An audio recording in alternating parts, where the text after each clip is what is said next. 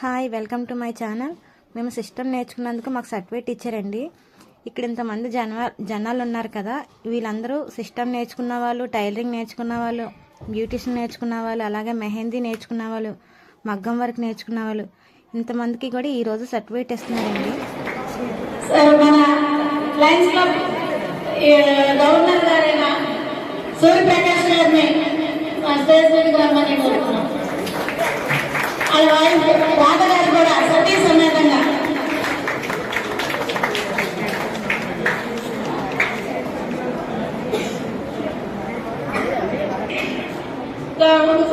మన